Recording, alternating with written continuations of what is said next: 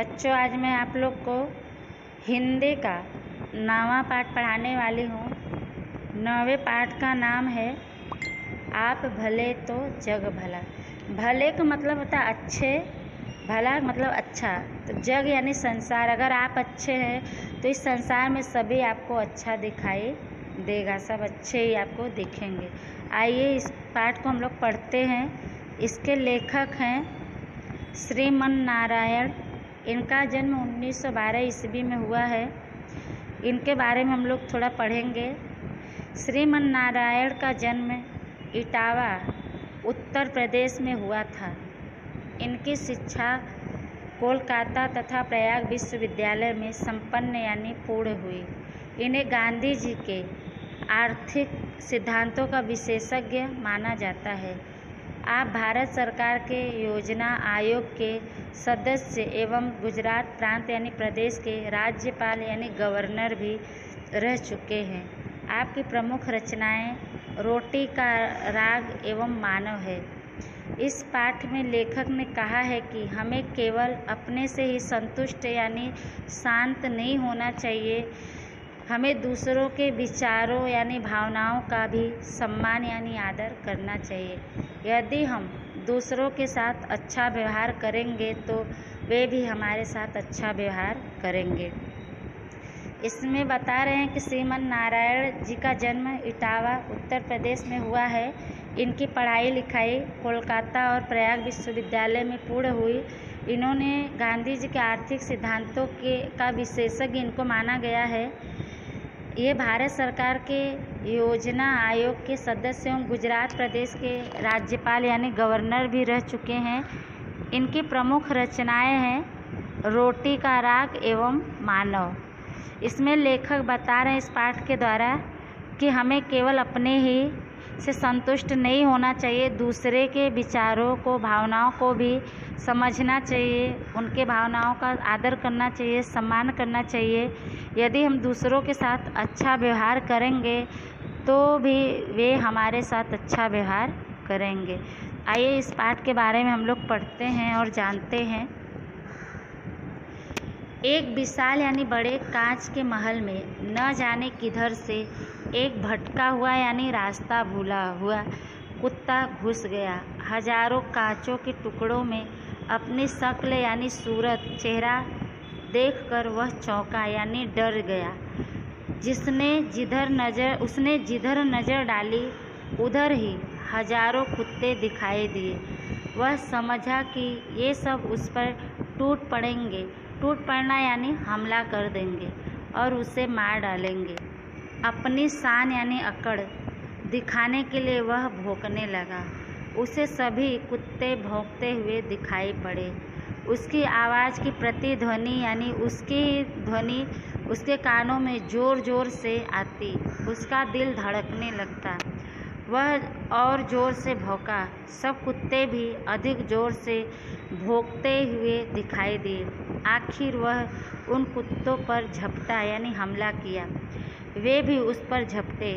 बेचारा ज़ोर ज़ोर से उछला, कूदा, भौंका, चिल्लाया। अंत में गस यानी बेहोश खाकर यानी बेहोश होकर गिर पड़ा। इसमें बता रहे हैं कि एक विशाल बहुत बड़े कांच के महल में न जाने कुत्ता एक किधर से रास्ता भूला हुआ भटका हुआ घुस आया और हजारों शीशे के टुकड़े में अपने चेहरे को देखकर वह डर गया, चौंक गया। उसने जिधर भी नज़र डाली, जिधर भी नज़र घुमाया, उधर ही हजारों कुत्ते उसे दिखाई दिए।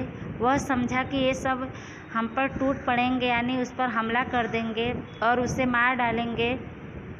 यह सोचकर उसने अपनी अकड़ दिखाने के लिए, शान दिखाने के लिए उस पर भौंकने लगा। उसे सभी कुत्ते भौंकते हुए दिखाई पड़े। उसकी ही आवाज़ उसके कानों में ज़ोर ज़ोर से आती। उसका दिल आवाज़ सुनकर तेज़ तेज़ धड़कने लगता और वह ज़ोर से भौंका। सब कुत्ते भी अधिक ज़ोर से उसे भौंकते हुए दिखाई दिए और आखिर में वह उन कुत्तों पर हमला किया, झपटा। वे भी उन पर झपटे। फिर बेचारा ज़ोर ज़ोर से उछला, कूदा, भौंका, ज़ोर से चिल्लाया और अंत में बेहोश होकर गिर पड़ा। आगे पढ़ते हैं।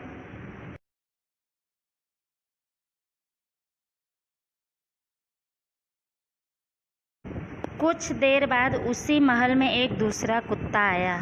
उसको भी हजारों कुत्ते दिखाई दिए। वह डरा नहीं, भयभीत नहीं हुआ। प्यार से उसने अपनी दुम यानी पूँछ हिलाई। पूँछ हिलाना यानी दुम हिलाना, पूँछ हिलाना यानी चापलूसी करना। सभी कुत्तों की दुम हिलती दिखाई दी। वह खुश हुआ और कुत्तों की ओर अपनी पूँछ हिलाता बढ़ा। सभी कुत्ते उसकी ओर दुम हिलाते बढ़े। वह प्रसन्नता से यानी खुशी से उछला कूदा, अपनी ही छाया यानी परछाई से खेला, खुश हुआ और फिर पूँछ हिलाता बाहर चला गया। इसमें कह रहे हैं कि कुछ देर बाद, उसके जाने के बाद एक और कुत्ता उस महल में आया। उसको भी हजारों कुत्ते दिखाई दिए, लेकिन उनको देखकर वह डरा नहीं। उनको देखकर उसने प्यार से अपनी पूँछ हिलाई। सभी कुत्ते भी उसको अपनी पूँछ हिलाते दिखाई दिए। वह खूब खुश हुआ और कुत्तों की ओर अपनी पूँछ हिलाता बढ़ा। सभी कुत्ते उसकी ओर दुम हिलाते बढ़े। वह खुशी से उछलता कूदता और अपनी छाया यानी परछाई से खेला, खुश हुआ, प्रसन्न हुआ और पूँछ हिलाता हुआ बाहर महल से चला गया। आगे पढ़ेंगे। जब मैं अपने मित्र को हमेशा परेशान यानी त्रस्त, नाराज यानी रूठा और चिड़चिड़ाते यानी क्रोधित करते हुए देखता हूँ, तब इसी किस्से यानी कहानी का स्मरण यानी याद हो जाता है। मैं उनकी मिसाल यानी उदाहरण भौंकने वाले कुत्ते से नहीं देना चाहता। यह तो बड़ी अशिष्टता होगी। अशिष्टता का मतलब जो शिष्ट नहीं हो, सही न हो ऐसा व्यवहार। पर इस कहानी से वे चाहे तो कुछ सबक यानी सीख जरूर सीख सकते हैं। कह रहे हैं कि लेखक कह रहे हैं कि जब मैं अपने मित्र को हमेशा परेशान यानी त्रस्त, नाराज और गुस्सा करते हुए देखता हूँ, तब इसी किस्से का मुझे कहानी का याद हो जाता है। मैं उनकी उदाहरण उस भौंकने वाले कुत्ते से नहीं देना चाहता, लेकिन अगर मैं उनका उदाहरण यानी मिसाल उससे दूंगा तो ये अशिष्टता होगी, शिष्ट नहीं है, ये व्यवहार अच्छा नहीं होगा। लेकिन इस कहानी से चाहे तो वो कुछ सबक सीख जरूर ले सकते हैं। आगे पढ़ते हैं। दुनिया कांच के महल जैसी है। अपने स्वभाव यानी व्यवहार की छाया यानी परछाई ही उस पर पड़ती है। आप भले तो जग भला, आप बुरे तो जग बुरा।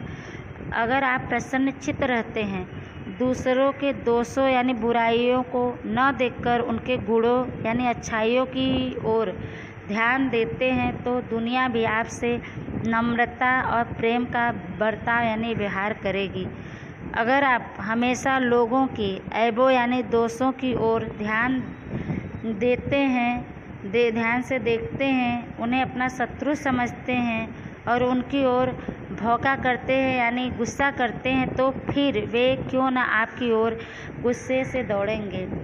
अंग्रेजी में एक कहावत है कि अगर आप हंसेंगे तो दुनिया भी आपका साथ देगी, पर अगर आपको गुस्सा होना है और रोना ही है तो दुनिया से दूर किसी जंगल में चले जाना ही हितकर यानी आपके लिए अच्छा होगा। यहाँ पे लेखक कह रहे हैं कि दुनिया एक कांच के महल जैसी है। हमारे स्वभाव, हमारे व्यवहार की परछाई हम पे पड़ती है, यानी जैसा हम व्यवहार सामने वाले से करते हैं वही व्यवहार हमें उस रूप में वापस मिलता है। तो कह रहे हैं आप भले तो जग भला, यानी आप अच्छे हैं तो पूरा संसार अच्छा है, आप बुरे हैं तो आपके लिए संसार भी बुरा है। कहने का मतलब अगर आप खुश हैं, खुश रहते हैं, दूसरे की बुराइयों को नहीं देखकर उनके अच्छाइयों की ओर ध्यान देते हैं, तो दुनिया आपके साथ विनम्रता पूर्वक और प्रेम का व्यवहार करेगी। और अगर आप हमेशा लोगों की बुराइयां देखते हैं और उन्हें अपना शत्रु यानी दुश्मन समझते हैं और उनकी ओर गुस्सा करते हैं, तो फिर वो क्यों ना आपकी ओर गुस्सा करके आपकी तरफ गुस्से से दौड़ेंगे। कह रहे हैं कि अंग्रेजी में एक कहावत है कि अगर आप हंसते हैं तो दुनिया आपकी साथ देगी, लेकिन अगर आपको गुस्सा होना है और रोना ही है तो दुनिया से दूर किसी जंगल वन में चले जाइए, वही आपके लिए भलाई का कारण होगा, अच्छा होगा आपके लिए। आगे पढ़ेंगे।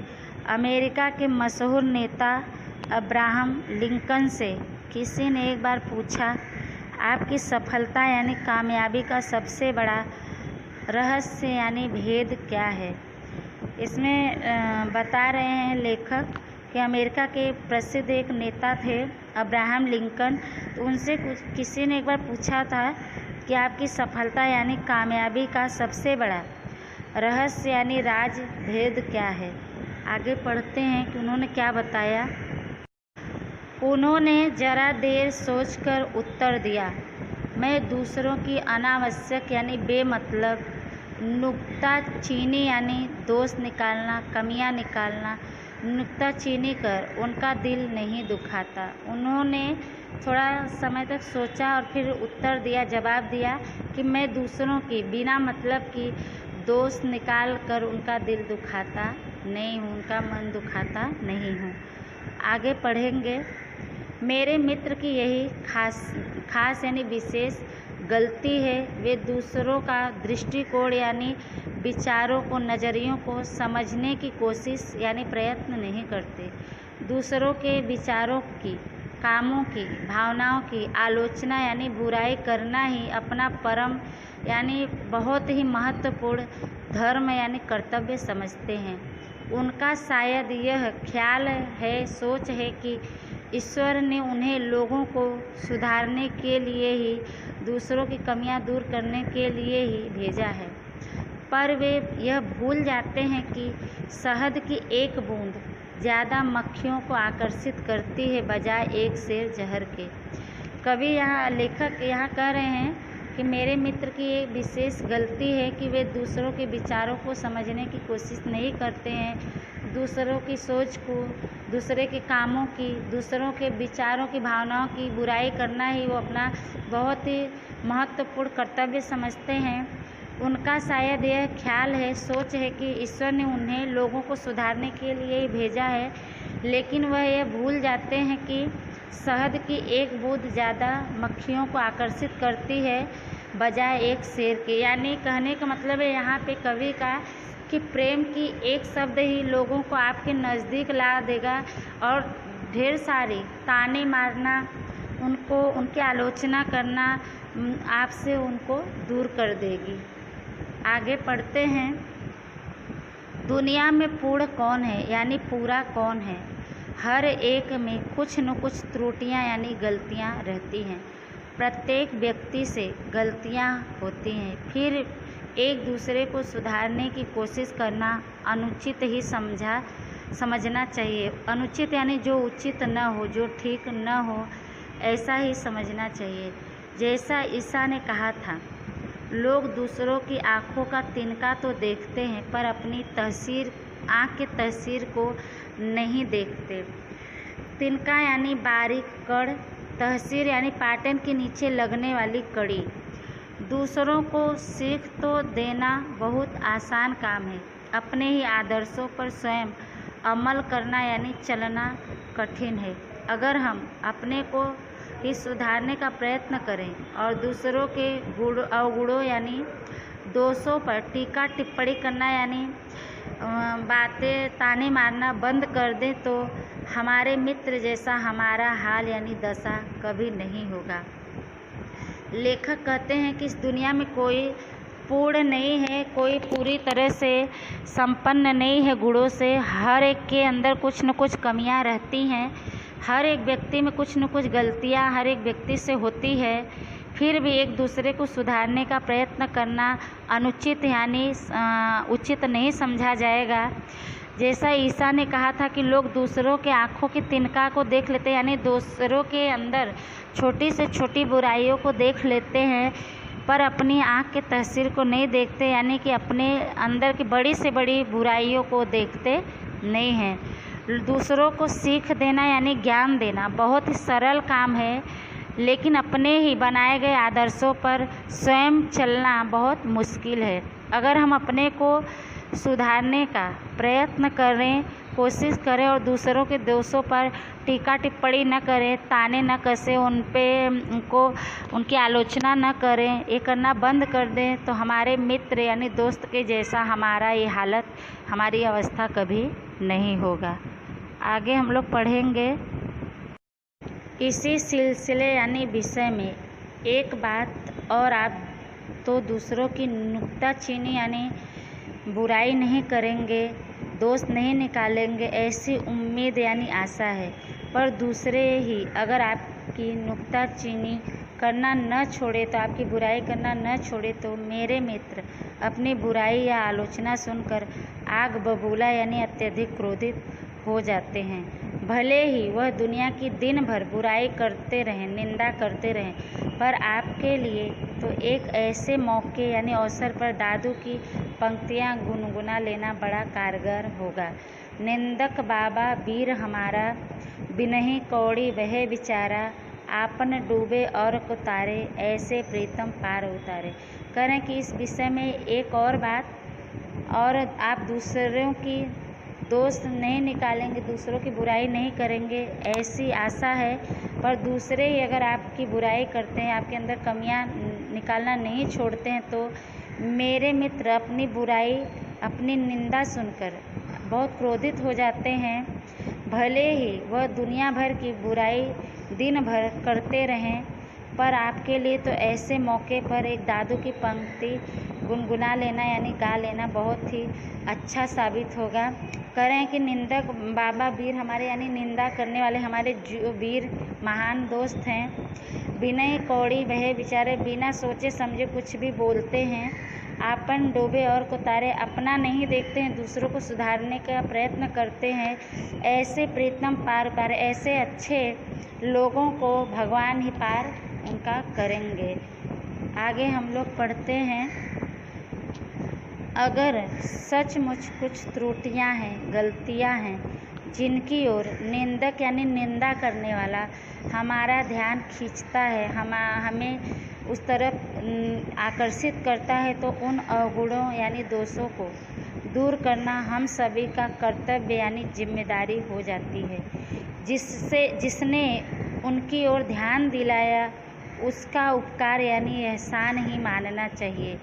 एक दिन एक सज्जन ने कुछ गलती हो गई। हमारे मित्र तुरंत बिगड़ कर बोले, देखिए महाशय, यह आपकी सरासर यानी बिल्कुल गलती है। आइंदा यानी अब से ऐसा करेंगे तो ठीक नहीं होगा। बेचारे महाशय जी बड़े दुखी हुए, उनका अपमान हो गया। अपमान यानी तिरस्कार। मन में क्रोध यानी गुस्सा जागृत हुआ यानी आया, और वे बिना कुछ उत्तर यानी जवाब दिए ही उठकर चले गए। दूसरे दिन मैंने उन महाशय जी से एकांत में कहा, एकांत यानी जहाँ पर कोई न हो, सुनसान जगह, देखिए गलती तो सभी से होती है, ऐसी गलती मैं भी कर चुका हूँ, दुखी होने का कोई कारण नहीं है। आप तो बड़े समझदार हैं, कोशिश करें तो यह क्या, बड़ी से बड़ी गलतियाँ सुधारी जा सकती है, ठीक है ना। लेखक कहते हैं कि अगर सचमुच में हमारे अंदर कुछ कमियां हैं, गलतियां हैं, जिनकी ओर हमारी निंदा करने वाले, बुराई बताने वाले अगर उस तरफ हमारा ध्यान खींचते हैं, तो उन दोषों को, उन अवगुणों को, बुराइयों को दूर करना हम सभी का कर्तव्य, जिम्मेदारी हो जाता है। जिनकी ओर हमारा ध्यान, वो जिसने खींचा, कमियों को बताया, हमारे अंदर जो कमी है, तो उसका हमें उपकार मानना चाहिए। एक दिन एक अच्छे व्यक्ति से कुछ गलती हो गई, तो हमारे मित्र तुरंत बिगड़ कर बोले कि देखिए महाशय, यह आपकी बिल्कुल से गलती है, अब से ऐसा करेंगे तो अच्छा नहीं होगा। तो उनकी बात सुनकर बेचारे जो महाशय जी थे बहुत दुखी हुए। उनको लगा कि मेरा अपमान हो गया। इस बात को सोचकर उनके मन में गुस्सा आया, और वे बिना कुछ उत्तर दिए, जवाब दिए ही वहाँ से उठकर चले गए।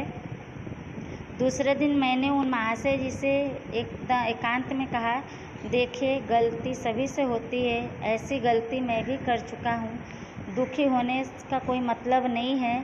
आप तो बड़े समझदार हैं, प्रयत्न करें तो यह क्या, बड़ी से बड़ी गलतियाँ भी सुधारी जा सकती है, ठीक है ना। लेखक ने उस महाशय को समझाया, कहा।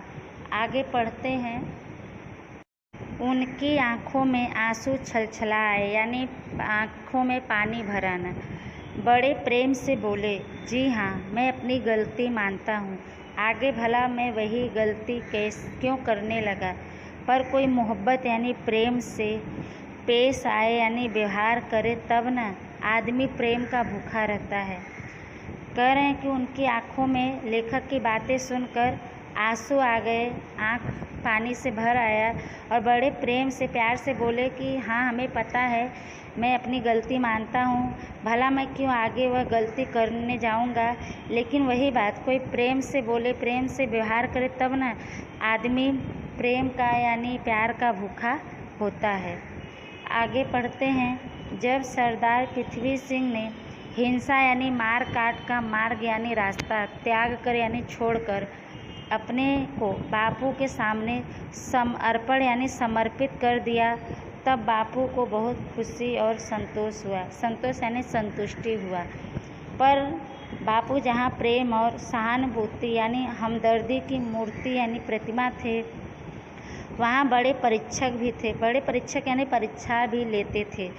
कह रहे हैं लेखक, जब सरदार पृथ्वी सिंह ने मार काट का रास्ता छोड़कर अपने आप को बापू को समर्पित कर दिया था, तब बापू को बहुत प्रसन्नता और संतुष्टि हुई थी। पर बापू जहाँ लोगों से प्रेम करते थे, हमदर्दी रखते थे, हमदर्दी और प्रेम की मूर्ति थे, प्रतिमा थे, वहीं वो लोगों की परीक्षा भी लेते थे। आगे हम लोग पढ़ेंगे।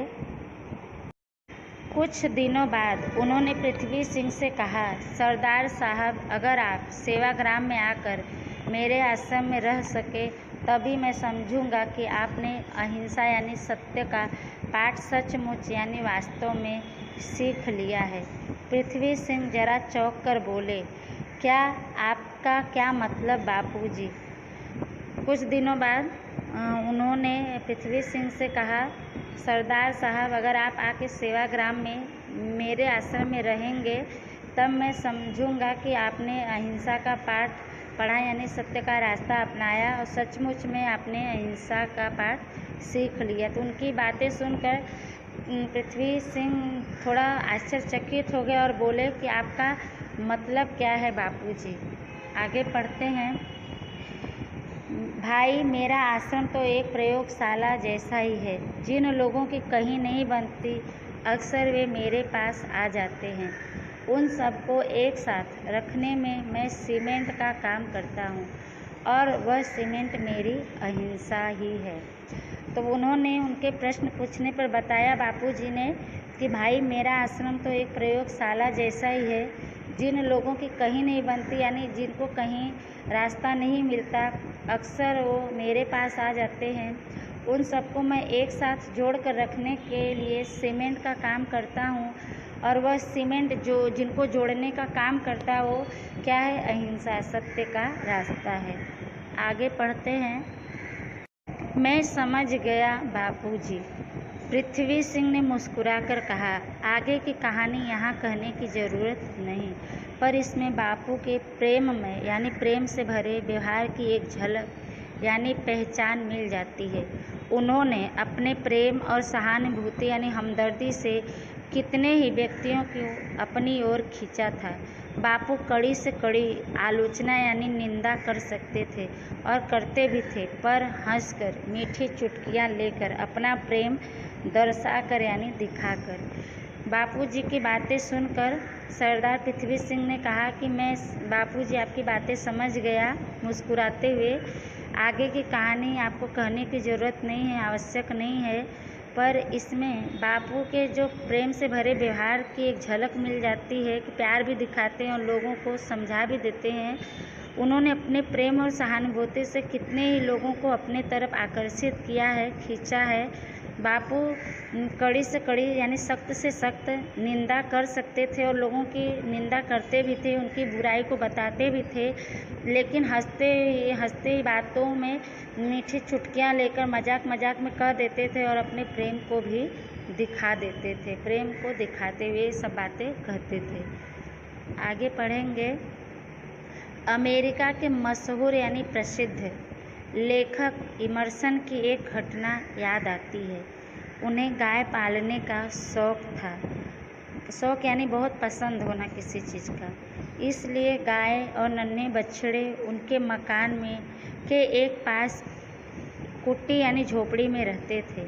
एक बार जोर की बारिश यानी वर्षा आने वाली थी। सभी गायें तो झोपड़ी के अंदर चली गईं, पर एक बछड़ा बाहर ही रह गया। इमर्सन और उनका लड़का दोनों मिलकर उस बछड़े को पकड़कर खींचने लगे कि वह कुटी में चला आए, पर ज्यों-ज्यों यानी जैसे-जैसे उन्होंने जोर से खींचना शुरू किया, त्यों-त्यों यानी तैसे-तैसे वह बछड़ा भी सारी ताकत यानी शक्ति लगाकर पीछे हटने लगा।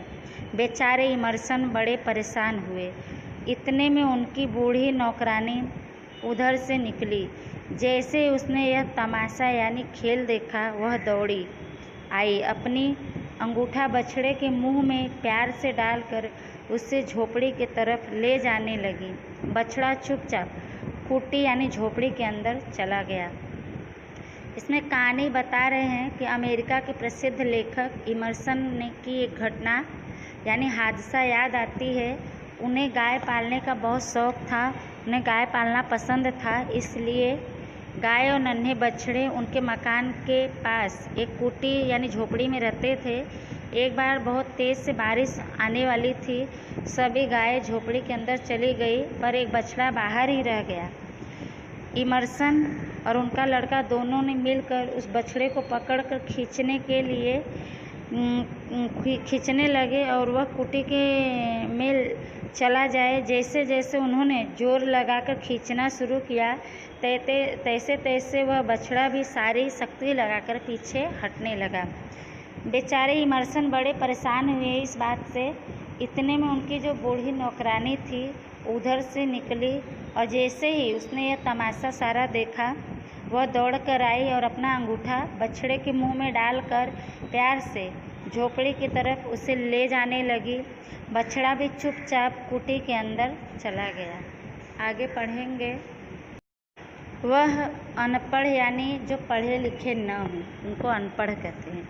नौकरानी किताबें और कविताएं लिखना नहीं जानती थी, पर व्यवहार कुशल यानी निपुण अवश्य थी।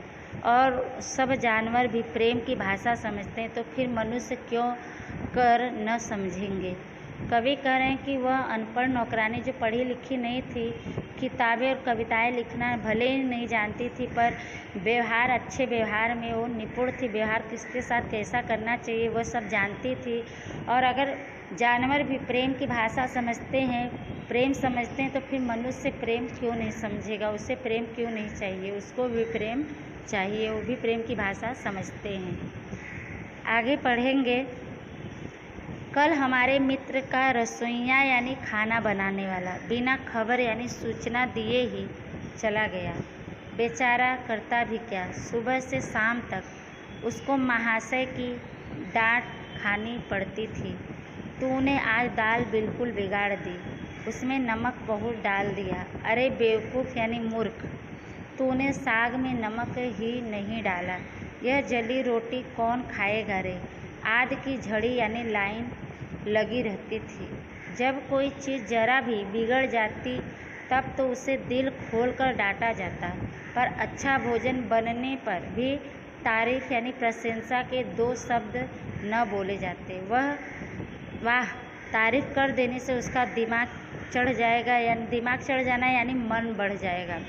मेरे मित्र कह देते, ठीक है, तो वह भी आदमी है, इंसान है, उसके भी दिल है। बेचारा कुछ रुपए का नौकर यंत्र नहीं बन सकता। तंग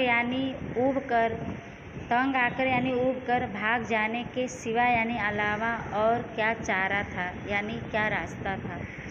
लेखक बता रहे हैं अपने मित्र के बारे में कि कल हमारे मित्र का रसोइया यानी खाना बनाने वाला नौकर बिना सूचना दिए, बिना खबर दिए ही चला गया। और वह बेचारा करता भी क्या, सुबह से शाम तक उसको हमारे मित्र की डांट ही खानी पड़ती थी, डांट ही सुननी पड़ती थी। तूने आज दाल बिगाड़ दी, उसमें नमक बहुत डाल दिया। अरे मूर्ख, अरे बेवकूफ़, तूने साग में नमक ही नहीं डाला। यह जली रोटी कौन खाएगा रे। आदि की लाइन लगा देते थे। जब कोई चीज़ बिगड़ जाती थी, खराब हो जाती थी, तब उसे खूब जी भरकर डांटते थे, लेकिन जब अच्छा भोजन बनता था तो उसकी कभी तारीफ़ में 2 शब्द भी नहीं बोलते थे। वो कहते थे कि तारीफ़ करने से, प्रशंसा करने से उसका दिमाग चढ़ जाएगा, यानी उसका मन बढ़ जाएगा। मेरे मित्र कह देते, ठीक है, तो वह भी तो आदमी है, वह भी, उसके भी दिल है, बेचारा कुछ रुपए का नौकर है, दास है, सेवक है, कोई मशीन नहीं बन सकता। और वह तंग आकर ऊब कर भाग गया। उसके सिवा, उसके अलावा, भागने के अलावा उसके पास कोई चारा रास्ता नहीं था। आगे पढ़ते हैं।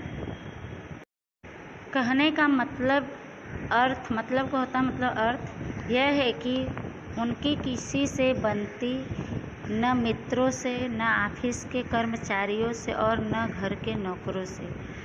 उस पर भी मज़ा यह है कि वे अपनी ज़िंदगी और विचारों से पूरी तरह संतुष्ट हैं, यानी खुश हैं।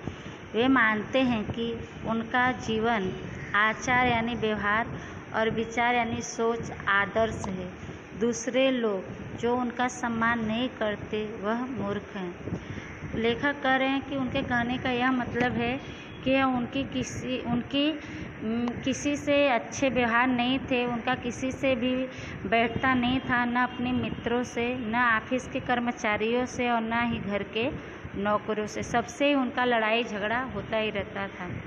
और उस पे करें कि सबसे अच्छी बात यह थी, आनंद की बात, कि वे अपनी ज़िंदगी और अपनी सोच से, अपने विचार से बहुत खुश थे। वे ऐसा मानते थे कि उनका जीवन जो है, उनका जो व्यवहार है जीवन में, उनकी जो सोच है अपने जीवन में, वह एक आदर्श है। और दूसरे लोग जो उनका सम्मान नहीं करते हैं उन मूर्ख हैं, बेवकूफ़ हैं। आगे कवि लेखक कहते हैं, ग्रीस के महान संत सुकरात ने एक बड़े पते की यानी भले की बात कही थी। जो मनुष्य मूर्ख है और जानता है कि वह मूर्ख है, वह ज्ञानी है, बुद्धिमान है। पर जो मूर्ख है और नहीं जानता कि वह मूर्ख है, वह सबसे बड़ा मूर्ख है। अच्छा हो सुकरात के इस विचार को, इस सोच को मेरे मित्र अपने कमरे में लिख कर टांग लें, पर उनसे यह कहने का हिम्मत यानी साहस कौन करेगा। लेखक कह रहे हैं कि ग्रीस के एक महान संत सुकरात हैं, जिन्होंने एक बड़े अच्छे भले की बात कही है कि जो मनुष्य मूर्ख है यानी बेवकूफ़ है और वो जानता है कि वह मूर्ख है, बेवकूफ़ है, तो वह ज्ञानी है। कम से कम वह जानता तो है कि वह मूर्ख है। पर जो मूर्ख है, बेवकूफ़ है और नहीं जानता कि वह मूर्ख है, वह सबसे बड़ा मूर्ख है, सबसे बड़ा बेवकूफ़ है। और लेखक कह रहे हैं कि बहुत अच्छा होता कि अगर सुकरात के इस सोच को, इस विचार को मेरे मित्र, मेरे दोस्त अपने कमरे में लिख कर टांग लें। और लेकिन यह बात कहने के लिए हिम्मत कौन करेगा उनसे।